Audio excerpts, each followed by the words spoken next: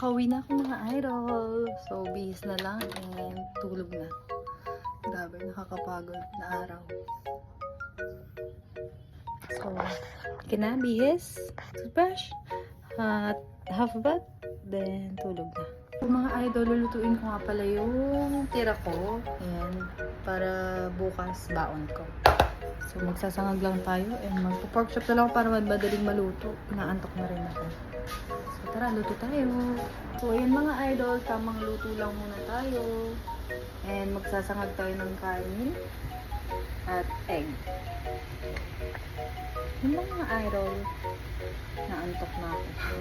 What to do? Wala tayong baon bukas.